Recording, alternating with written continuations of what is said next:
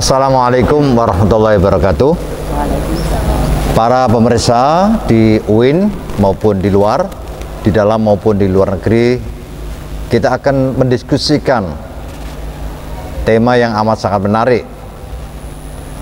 Mungkin secara global tema ini sama dengan yang sebelumnya, tetapi ada kekhususan karena para narasumber, 4 orang ini punya keahlian masing-masing.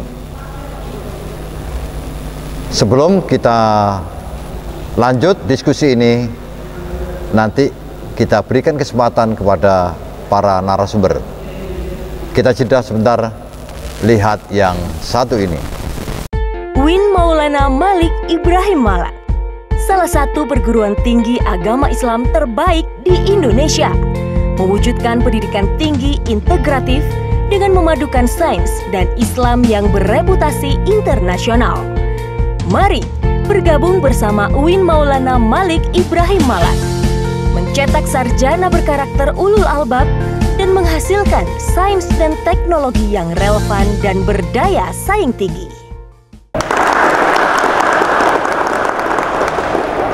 Baik, kita lanjutkan diskusi kita. Namun sebelum kita lanjutkan, kita beri kesempatan kepada para narasumber untuk mengenalkan diri mereka masing-masing. Apa nama narasumber, kemudian titel dan jabatan sekarang, terutama di PT KIN. Mulai dari kanan, silakan. Terima kasih. Assalamualaikum warahmatullahi wabarakatuh. Saya Dr. Ilvi Nurdiana, MSI, bidang keahlian saya manajemen sumber daya manusia. Saya saat ini menjabat sebagai wakil rektor bidang AUPK. Terima kasih. AUPK itu? Administrasi Umum Perencanaan dan Keuangan. Baik. Silakan berikutnya. Makasih Pak Rektor. Assalamualaikum warahmatullahi wabarakatuh. Waalaikumsalam warahmatullahi wabarakatuh. Nama saya Sulala, pendek sekali. Ya. Saya adalah salah satu dosen di FITK. Bidang keahlian saya adalah studi Quran. Pada saat ini saya dipercaya menjadi Ketua P2B, Pusat Pengembang Bisnis di UIN Maulana Malik Ibrahim Malang ini. Terima kasih. Mungkin saya tanya ya, Sulala itu bahasa Arab atau bahasa India ya? Bahasa dalam Al-Quran. Saya dengar itu ada nyanyian Sulala itu, enggak ya? Betul. Oke, terima kasih. Berikutnya sebelah kiri saya, silakan Ibu. Assalamualaikum warahmatullahi wabarakatuh. Saya Profesor Dr. Umi Sumbula MAG, saya dosen Fakultas Syariah dan sekarang Direktur Pasca Sarjana UIN Maulana Malik Ibrahim Malang. Baik, ada ditambahkan Ibu? Sudah cukup. Oh baik, yang terakhir silakan. Terima kasih Pak Rektor. Assalamualaikum warahmatullahi wabarakatuh. Saya perkenalkan, saya Dr. Mainarni Susilawati MID, dosen di Sastra Inggris Fakultas Humaniora. Saat ini saya dipercaya oleh teman-teman Asosiasi Linguistik Terapan Indonesia sebagai Wakil Presiden. Ada lagi yang ditambahkan? Terima kasih. Masing-masing narasumber telah menyampaikan nama dan jabatan serta keahliannya. Sebelum kita lanjutkan, kita jeda dan lihat yang satu ini. Pasca Sarjana UIN Malang memiliki 11 program studi magister dan 3 program studi doktor. Dengan atmosfer akademik dan fasilitas pendidikan yang berkualitas, dosen bergelar profesor dan doktor, serta tenaga expert dan mahasiswa dari mancanegara. Pasca Sarjana berkomitmen kuat untuk mencetak magister dan doktor berkarakter ulul albab, memiliki daya saing tinggi dan bereputasi internasional. Baik, kita akan lanjutkan diskusi kita. Kita mulai dari Ibu Dr. Ilvi Diana. Beliau adalah Wakil Rektor Bidang AUPK UIN Maulana Malik Ibrahim Malang. Ini bukti bahwa beliau seorang perempuan, seorang wanita telah membuktikan bisa menjadi Wakil Rektor. Ibu, kira-kira kalau misalnya diuraikan, dijelaskan peran perempuan dalam pengembangan PT KIN itu di sisi apa yang paling penting? Baik, sebenarnya peran perempuan itu bukan hanya mengembangkan diri dan keluarganya saja, tetapi mempunyai peran ganda, yaitu membangun masyarakat dan negara. Nah, PT KIN ini bagian dari negara. Nah, kalau saya lihat selama ini, saya sebagai wakil rektor bidang SDM juga yang mewadai SDM, bahwasanya perempuan di UIN Malang ini jumlahnya kurang lebih 35% dari jumlah laki-laki. Dan dari jumlah keseluruhan ya? Dari jumlah keseluruhan, baik dosen maupun tendik. Tetapi sekalipun 35%, peran perempuan sudah cukup mewarnai untuk pengembangan kampus kita tercinta ini. Dari 60% perannya ya? Perannya bisa jadi, saya belum melakukan penelitian, tapi perannya ini sudah maksimal dan optimal. Jadi kalau kita petakan peran perempuan di PT KIN, ini berbeda dengan di perguruan tinggi lain. Ada kekhususan, ada peran-peran yang tidak dimiliki oleh yang lain. Jadi kalau saya petakan, pertama ada perempuan di PT KIN itu sebagai aktor. Kalau aktor itu kan sebagai pelaku. Aktor harus totalitas. Baik tidaknya sebuah film itu di samping ceritanya, tetapi juga oleh pemainnya, oleh aktornya. Jadi karena sebagai aktor, maka perempuan juga punya peran yang sama dengan laki-laki untuk bekerja keras, bekerja cerdas, bekerja ikhlas. Karena sebagai aktor, seluruh program yang sudah dicanangkan, seluruh kegiatan, perempuan semuanya mengambil peran yang tidak kalah penting dengan laki-laki. Tiga kriteria tadi ya, yang ikhlas ya. Yang jadi ikhlas. Kalau perempuan menjadi tenaga pendidik atau tenaga pendidikan di UIN, karena ikhlas mungkin nggak perlu dibayar ya? Tidak seperti itu juga, karena itu sebuah hak dan kewajiban. Jadi kalau Rasulullah menyampaikan utul ajir qabla ayyajifa, nah urukuhu, jadi berikanlah upahnya. Jadi itu perintah. Kalau perintah berarti sebuah kewajiban sebelum keringatnya. Artinya ikhlas itu yang menjadi dasar dalam bekerja. Ini yang pertama sebagai aktor. Kemudian yang kedua, bahasanya perempuan di PT KIN itu sebagai representasi dari PT KIN. Bahwa kita ini merepresentasikan UIN Maulana Malik Ibrahim Malang. Kita sebagai role model. Masyarakat, publik akan melihat kita dari sikap dan perilaku kita mencerminkan nilai-nilai keislaman yang luar biasa, yang mengedepankan spiritual, yang tadi juga harus ikhlas itu tadi. Jadi bukan berarti tidak ada kompetisi, kompetisi harus, tetapi harus dimulai dari hati. Ini juga seperti yang diidam-idamkan oleh Al-Farabi. Beliau punya kitab yang berjudul Al-Madinah Al-Fadilah, jadi kota utama. Kalau kita mungkin Al-Jami'ah Al-Fadilah, jadi akan mewujudkan kampus kita ini menjadi Al-Jami'ah Al-Fadilah seperti yang dicita-citakan. Al-Fadilah itu juga mu'anas ya? Mu'anas. Jadi Al-Jami'ah dengan Al-Jami'ah beda ya. Jadi sebelumnya bahasa Arabnya universitas itu juga mu'anas. Makanya seharusnya banyak perempuannya ya? Iya, nggak harus kuantitas, tapi kualitas. Iya, kuantitas sudah ada misalkan, tetapi kualitas nggak ada, itu percuma. Baik, percuma. Ibu, dilanjutkan Bu Sulala, Bu Doktor. Ibu kan berkuliah dalam bidang Quran dan hadis ya?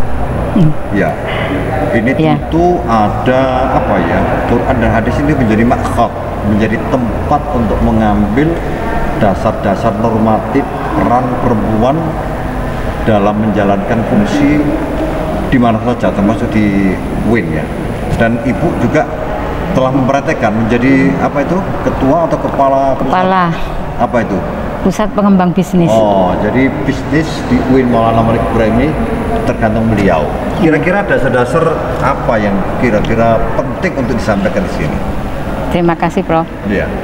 Jadi kalau kemarin saya memperhatikan temanya bagaimana di Hari Kartini itu, lalu kita harus mengungkapkan bagaimana kontribusi perempuan pada perguruan tinggi seperti itu.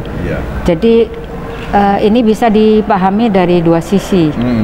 Bisa sisi konotasi negatif, bisa positif. Jadi konotasi negatif, sepintas tema ini seakan-akan mempertanyakan, gitu ya. mengurangi rasa kepercayaan terhadap peran perempuan, seperti itu. Hal itu disadari bahwasanya ada semacam trauma historis, di mana sepanjang sejarah, walaupun datangnya Islam di abad 15 ini sudah jelas-jelas mengangkat derajat perempuan dalam berbagai teks Nabi, bahwa secara qauli, fi'li, semuanya menggambarkan bagaimana Islam datang, yang dibawa oleh Nabi Muhammad ini ingin merubah tradisi pra-Arab sebelumnya, kemudian mengangkat derajat perempuan ini. Nah, setelah mengalami masa periodisasi di abad 15 begitu gencar-gencarnya, bahkan ditulis oleh Ibnu Hajar itu tidak kurang lebih dari 500 wanita menjadi perawi hadis, pembawa hadis. Kemudian begitu pula Ibnu Hajar banyak menulis, kemudian Ad-Dahabi dia menyebutkan menulis buku Mizanul Iktidal. Di situ disebutkan ada 4.000 hadis, 4.000 perawi, diantaranya adalah laki-laki dan perempuan berkontribusi di dalam periwayatan hadis. Artinya di masa-masa datangnya Islam itu begitu cemerlangnya kiprah perempuan itu. Betul. Tetapi hanya gini, dokter ya, selama ini yang kita kutip dalam hadis itu kan mesti selalu rawahul Bukhari, rawahu Muslim, tidak ada rawahu Sulala misalnya. Belum ada ya. Jadi sanadnya hadis. Sanadnya. Perawinya belum banyak ya. Iya, karena pembukuan hadis itu sudah masuk pada abad ke-16 itu sudah gitu. Masa Imam Madhab itu sudah mulai menurun itu. Ya. Tapi 16, 17. Lihat wacana dan penulisan buku tentang hadis oleh perempuan banyak sekali ya. Sudah banyak sekali. Saya justru tertarik pernah baca itu di abad karena itu tadi ya pasang surut abad 16, 17, maka pada abad 18 itu bangkit ada seorang wanita yang namanya hampir sama dengan Bu Rektor, Rif'ah Ar-Rafi'ah. Memang Rif'ah itu di mana-mana tinggi. Namanya Rif'ah Ar-Rafi'ah At-Tantawi. Dia menulis buku Tahlisul Ibris fi Tahlisil Faris. Jadi dia tidak kalah pentingnya dengan Kartini Indonesia. Dia perempuan gigih di dalam memperjuangkan kesetaraan gender. Di buku itu sangat tergambar, bahkan ya termasuk keistimewaan yang dimiliki oleh para istri Nabi, para sahabat, semuanya tertuang di situ. Mengapa harus mundur seperti ini? Ini adalah pada abad ke-18. Maka sesungguhnya Kartini di Indonesia itu sudah kalah dengan kebangkitan Kartini dalam versi Islam itu. Kan Kartini baru abad 19. Abad 19, 28. Sudah abad 18 bangkitnya itu ya. Itu di mana itu? Paris, di Persia. Oh, di Paris? Iya. Tapi Muslim ya? Muslim. Seperti Abu Qasim di Mesir, Tahrirul Mar'ah, terus Al-Mar'ah Al-Jadidah, itu semuanya mengungkap tentang peran-peran perempuan.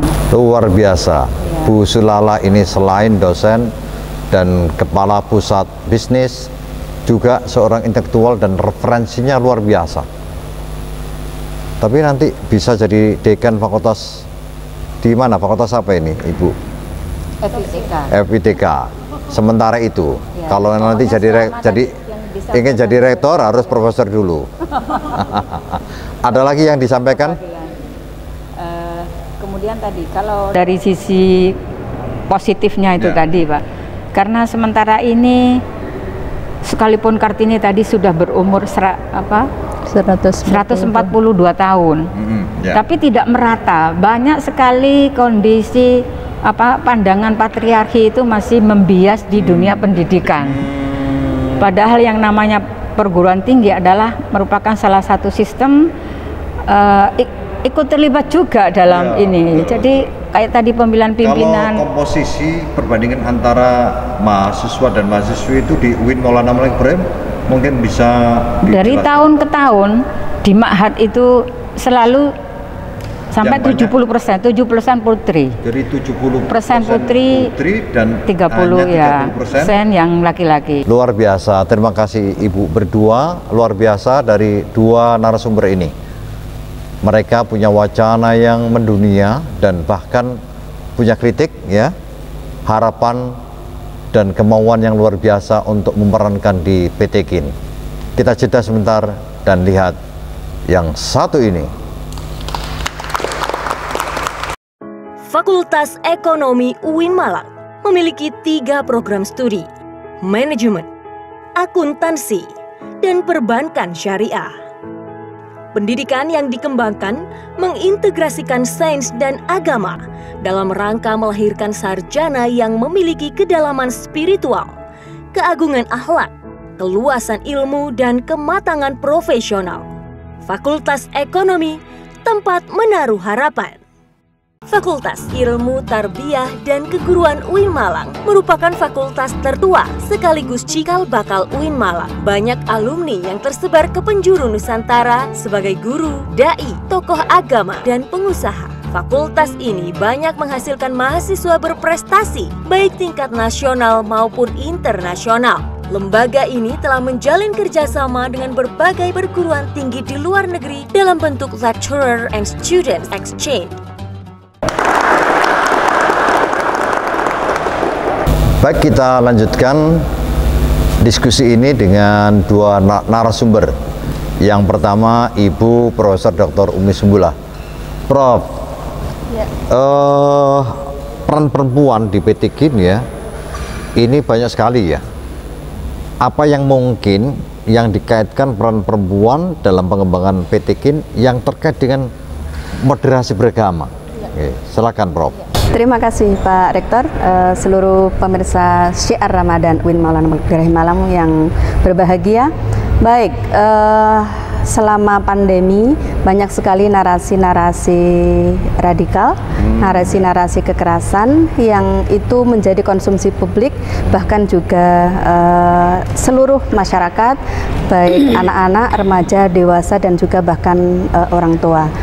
Dan itu memiliki pengaruh yang luar biasa bagi konstruk yang kemudian terinternalisasi di dalam diri mereka, bahwa Islam yang benar itu adalah Islam sebagaimana yang diwacanakan atau dinarasikan di dalam konten-konten digital yang dalam konteks pandemi ini pemakaiannya luar biasa. Oleh karena itu kita harus memiliki kecakapan literasi sehingga kita bisa menyaring informasi-informasi yang benar, bahwa Islam itu bukan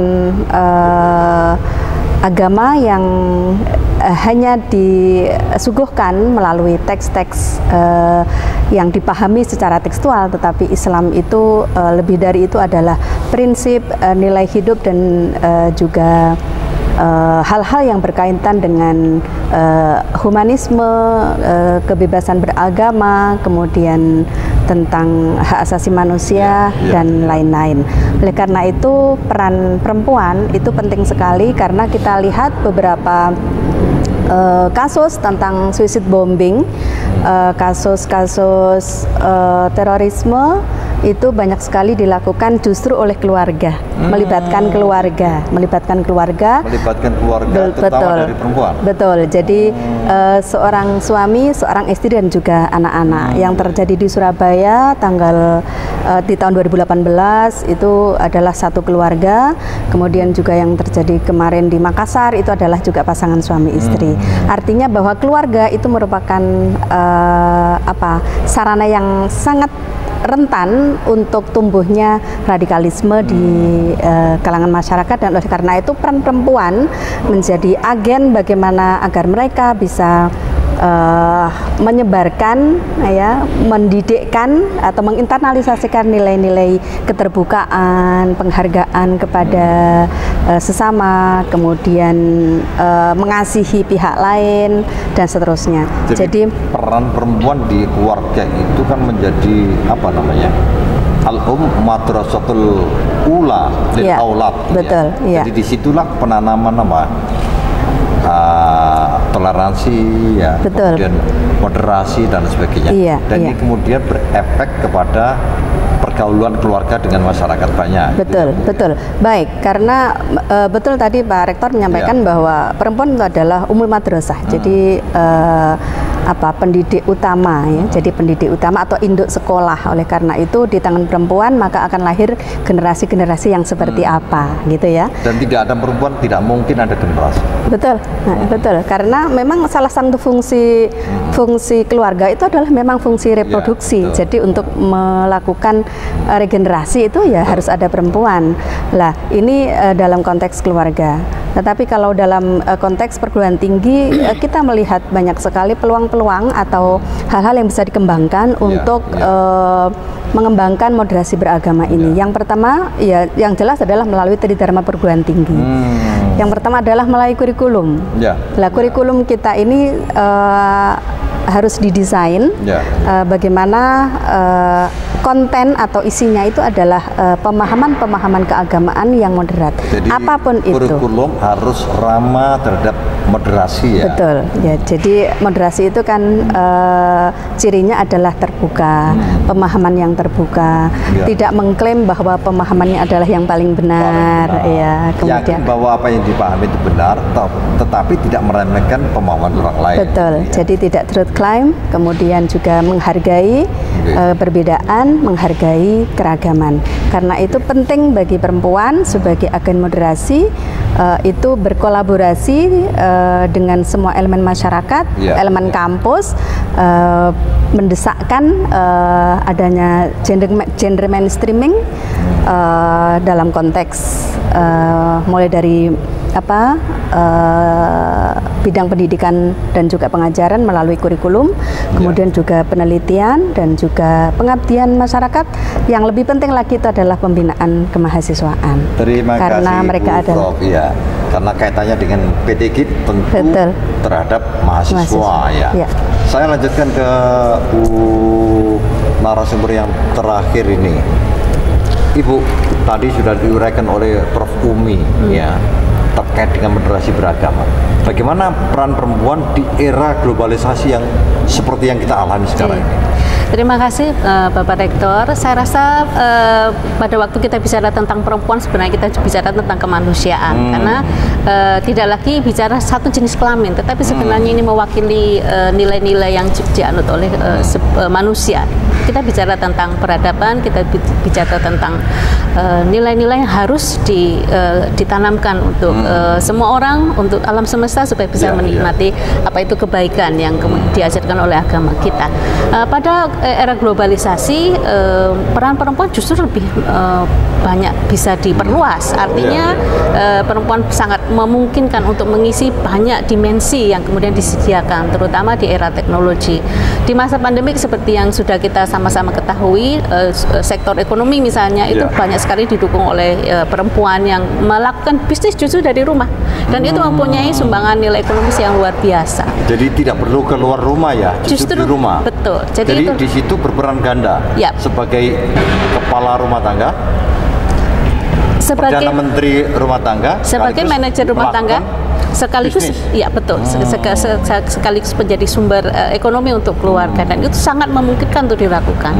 Artinya teknologi dan di era globalisasi memberikan banyak kemudahan untuk perempuan untuk melakukan kegiatan, terutama di era pandemi. Kita banyak mengisi sisi-sisi yang dulu sebenarnya tidak bisa kita lakukan. Misalnya untuk akademisi kita bisa menjadi narasumber yang justru bisa kita lakukan untuk untuk pengembangan keilmuan di negara-negara lain. Masa jadi jadi asesor yang menilai ini sangat memungkinkan. Jadi dalam satu waktu di satu tempat. Tapi jangan lupa pakaiannya juga harus rapi ya. Betul. Nanti masak sambil memberi ceramah nanti. Ya tentu saja tidak ada aspek-aspek etika dan kemudian kesopanan, kenormalan yang harus tetap dipenuhi untuk hal itu, dan itu sebenarnya bukan hanya untuk perempuan, tetapi untuk kita semua. Jadi memang harus dipenuhi seperti itu. Tapi kalau misalnya pertanyaan saya, kalau khusus perempuan itu bagaimana seharusnya memanfaatkan era globalisasi yang mungkin tidak dimiliki oleh laki-laki? Oke, saya rasa justru tantangan perempuan lebih berat karena secara dikonstruksi secara sosial perempuan harus multitasking. Jadi kelihatannya perempuan memang harus dituntut untuk multitasking sejak dia masih muda. Ya, jadi kalau laki-laki dia sebagai breadwinner, sebagai pencari nafkah, kalau kemudian itu sudah selesai secara sosial dipenuhi, itu sudah cukup. Meskipun dari sisi keagamaan, nilai-nilai kepemimpinan, kemudian menjadi imam itu belum terpenuhi. Tetapi pada saat kita berbicara pada posisi perempuan itu justru tidak semudah itu. Artinya bahwa sebagai madrasah awal untuk anak-anak, dia juga sebagai pengelola keuangan, dia juga pengelola kegiatan sosial di rumah tangganya, dan pada saat yang sama sebenarnya dia juga menjadi duta besar untuk keluarganya. Nah itu tugas-tugas berat yang kemudian secara global sekarang representasinya menjadi sangat luas.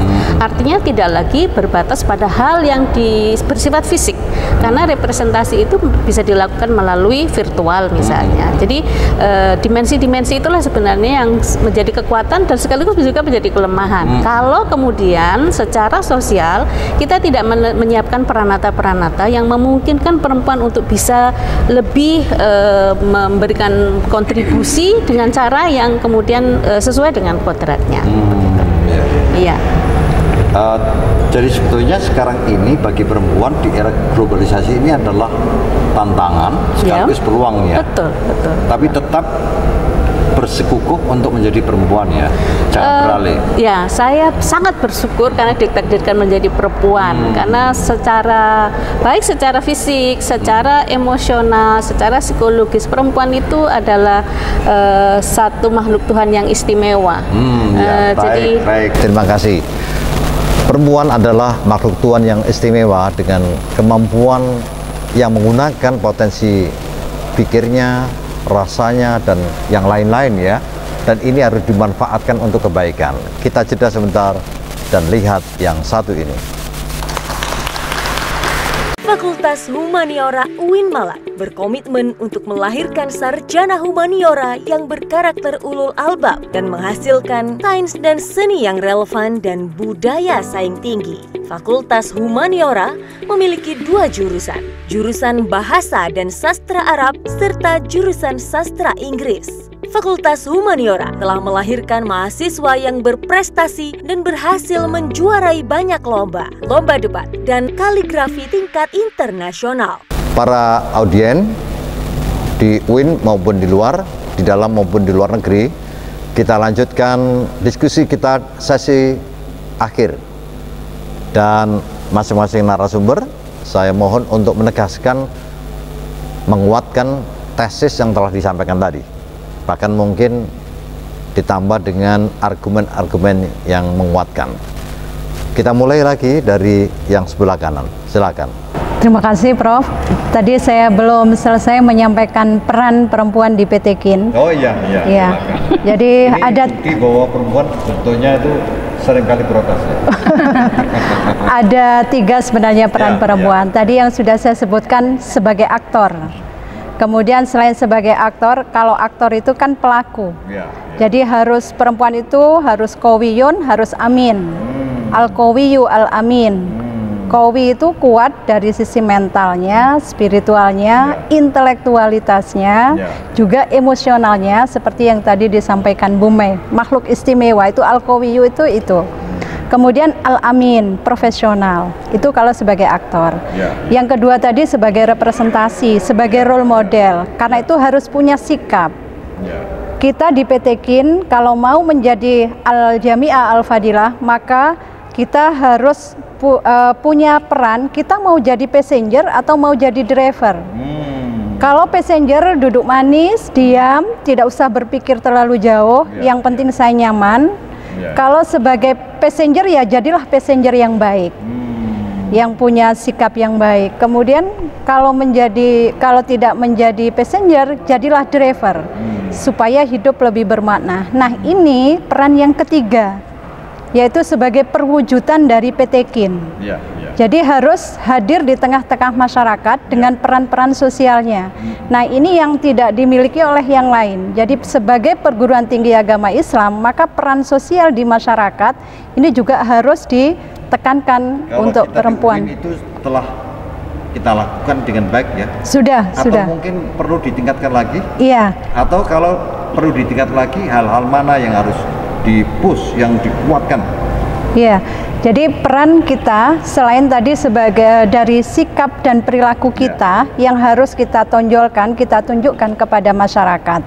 Nah, kalau tiga peran ini sudah dilakukan seperti di UIN Maulana Malik Ibrahim Malang melalui pengabdian masyarakat, harus seperti syiar Ramadan di luar, di tengah-tengah masyarakat, itu perwujudan dari PT KIN.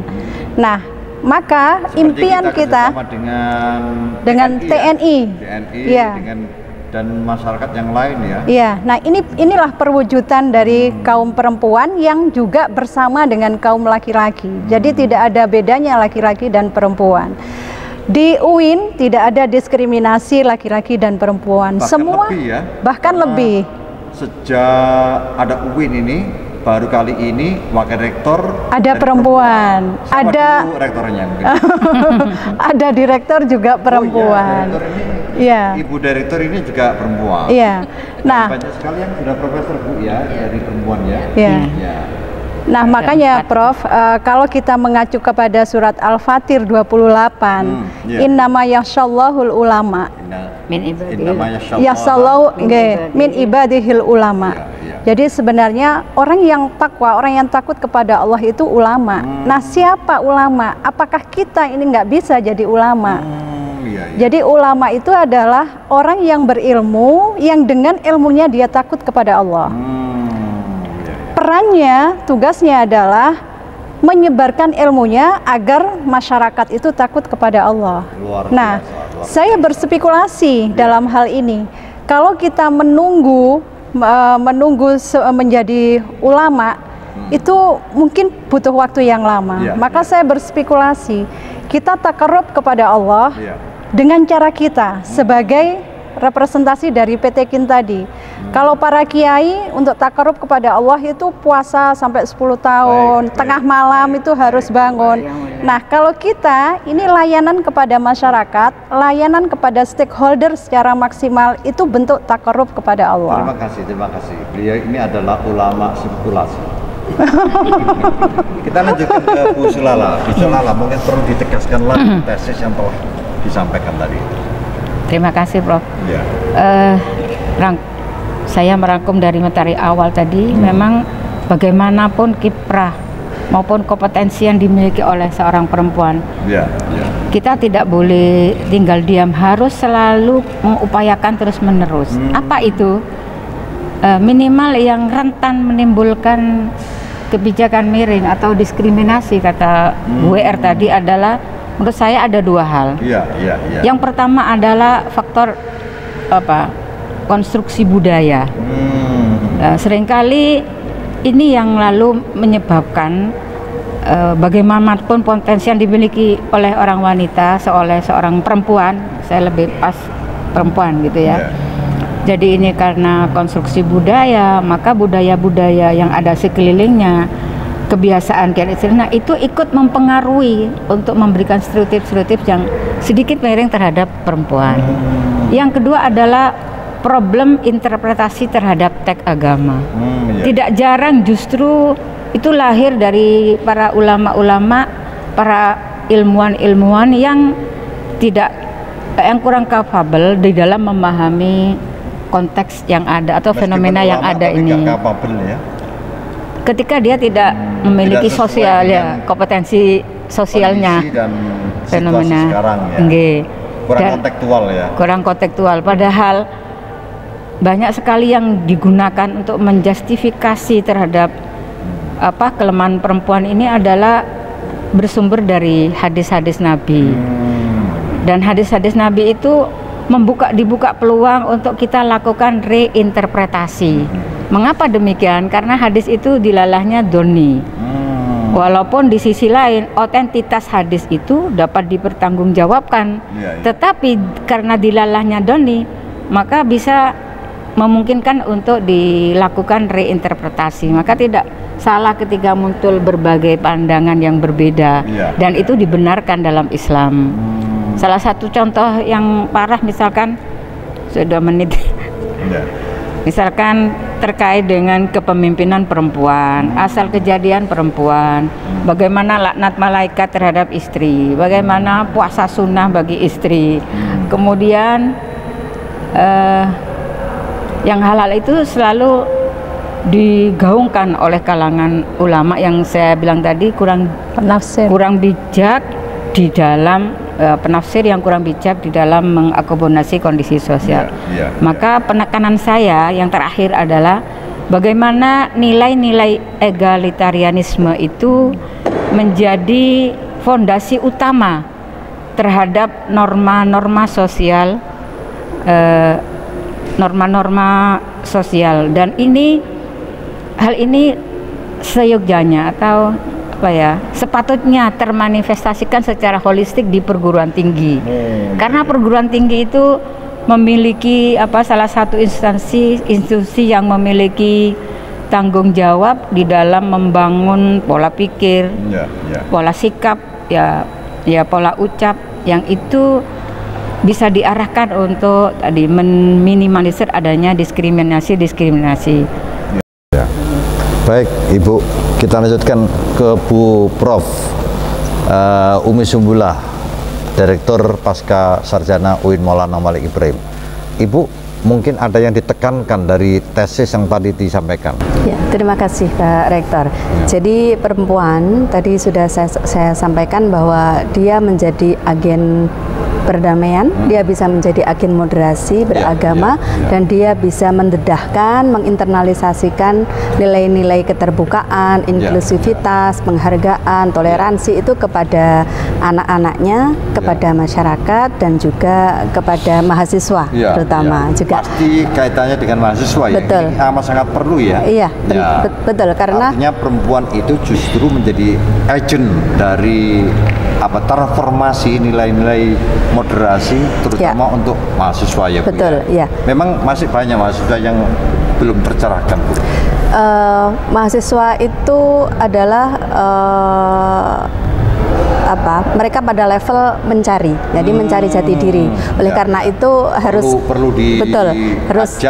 kita tingkatkan kecakapan literasinya, untuk risetnya, untuk membaca narasi-narasi yang memang menghargai keragaman, menghargai orang lain, bukan narasi-narasi yang membuat dia itu menganggap bahwa dirinya itu adalah yang paling benar dan seterusnya. Jadi itu adalah peran. Bukan berarti mengurangi keyakinan sesuatu yang memang diyakini, tetapi bisa memahami kepada orang lain yang berbeda. Betul, justru batasnya adalah bahwa keyakinan kita itulah adalah yang mengikat kita. Kita meyakini bahwa Islam adalah agama yang paling benar, tetapi pada saat yang sama hargailah mereka yang punya keyakinan yang berbeda dengan kita. Kita meyakini misalnya bahwa madhab tertentu itu adalah yang paling benar. Madhab al-muhasibi betul. Madhab tasawuf itu al-muhasib itu adalah yang paling benar, tetapi pada saat yang sama hargailah juga madhab-madhab tarekat-tarekat yang memang lain itu juga adalah kebenaran. Iya, betul. Karena itu kebenaran itu tidak tunggal. Kebenaran itu sebanyak yang memberikan interpretasi. Berarti kemudian sesungguhnya moderasi itu mensupport, bahkan menjadi fondasi harmonisme dalam kehidupan ya, Bu. Betul. Jadi karena moderasi itu maka hidup yang begitu beragam itu bisa menjadi harmonis.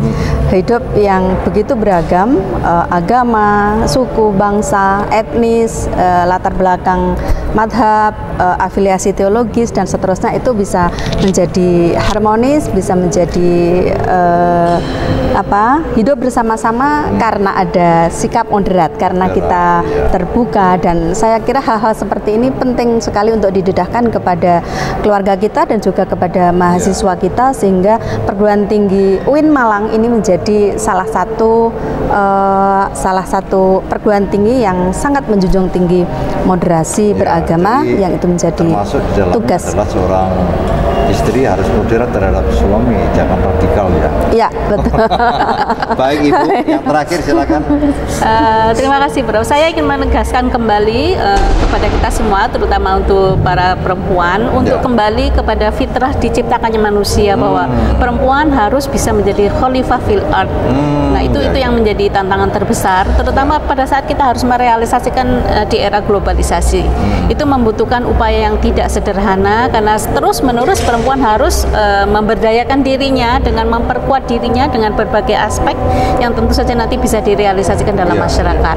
Nah, itulah yang diperlukan oleh institusi, dalam hal ini PT AIN, khususnya UIN Maulana Malik Ibrahim, untuk memberikan kebijakan, memberikan sarana, memberikan fasilitas yang diperlukan untuk perempuan supaya bisa merealisasikan fungsi-fungsi khalifah fil ard itu. Nah, itu tentu saja nanti terutama yang paling penting adalah merubah mindset ya. Ya, tentu saja Pak, karena banyak yang mengatakan bahwa tugas perempuan itu hanya di area domestik, padahal sekarang dengan era globalisasi itu menjadi sangat terbuka. Itu kan tidak terbukti. Ternyata Prof. Umi Sumbula adalah Direktur Pasca Sarjana. Ya, dan itu tidak ada lagi di atasnya, paling tinggi. Ya kan? Ya, betul. S3 itu kan paling tinggi ya, tidak ada lagi ya. Nah, itu artinya sesungguhnya kita sudah peran perempuan sudah sangat sangat dinamis. Ya, sangat dinamis. Ya, barangkali akan lebih bagus lagi kalau nanti kita bisa menyiapkan Umi Sumbula yang banyak, sehingga akan ada banyak perempuan-perempuan yang siap menjadi rektor. Tapi Pak Sumbula hanya satu. Ya, siap menjadi wakil rektor, siap menjadi pebisnis, siap menjadi manajer, dan memiliki potensi yang baik untuk bisa menempati peluang-peluang yang kemudian disediakan. Kan pernah kuliah di Australia ya. Mungkin bisa dibandingkan para perempuan di Australia dengan perempuan di Indonesia misalnya. Kira-kira apa sih bedanya terkait dengan tema yang sekarang ini? Sebenarnya perempuan di seluruh Indonesia mengalami persoalan yang relatif sama, hanya kemudian karena perbedaan konstruk sosial dan kultural itu yang menyebabkan persoalan-persoalan yang dihadapi menjadi berbeda. Tetapi sesungguhnya bahwa menempatkan perempuan bukan sebagai bagian dari proses kemanusiaan, itulah yang kemudian menyebabkan terjadinya konflik. Jadi di dalam agama manapun menempatkan perempuan dalam posisi yang baik, tetapi begitu pada kita sampai pada realisasi itu dalam masyarakat, maka itulah yang menjadi berbeda. Atau mungkin ada perbandingan doktrin ya, Islam dalam hal menempatkan perempuan dengan agama lain itu ada nggak perbandingan? Nah, mungkin teknya atau mungkin konstruk tafsirnya dan sebagainya ini perlu dibandingkan.